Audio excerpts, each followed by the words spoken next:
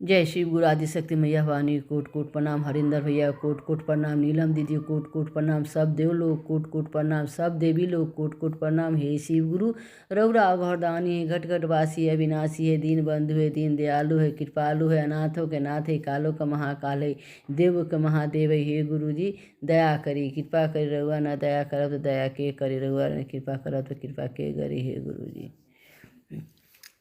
साचे सच बोलाए गौरा के दुल्हा रतिया कहाँ बितवला ना। सच सच बोलाए गौरा के दुल्हा रतिया कहाँ बितवला ना। कहाँ बितवला ना हो रतिया कहाँ बितवला ना। सच सच बोलाए गौरा के दुल्हा रतिया कहाँ बितवला ना। सोने के चौकी पर आसन लगवली, आसन परी रही सारी रतिया, रतिया कहाँ बितवला ना। आसन परी रही सारी रतिया, रतिया कहाँ बितवला ना। सच सच बोलाए गौरा के दुल्हा रतिया कहाँ बितवला ना। कहाँ बितवला ना हो रतिया कहाँ बितवला ना। झझरा सुराही गंगा जल पानी, जलवा परी रही सारी रतिया, रतिया कहाँ बितवला ना। सच सच बोला ए गौरा के दुल्हा रतिया कहाँ बितवला ना। कहाँ बितवला ना हो रतिया कहाँ बितवला ना।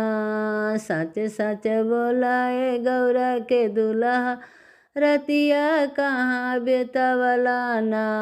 भंगिया धथुरवा के भोगवा लगवनी, मेवा मिश्री के भोगवा लगवनी, भोगवा परी रही सारी रतिया, रतिया कहाँ बितवला ना। सच सच बोला ए गौरा के दुल्हा रतिया कहाँ बितवला ना।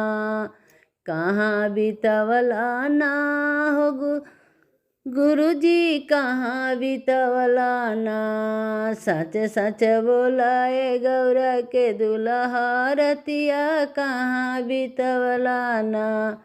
कंचन थाली कपूरा के बाती, आरती परी रही सारी रतिया, रतिया कहाँ बितवला ना। फुलवा चुनी चुनी से जिया लगवली, से जिया परी रही सारी रतिया, रतिया कहाँ बितवला ना। सच सच बोलाए गौरा के दुल्हा रतिया कहाँ बितवला ना।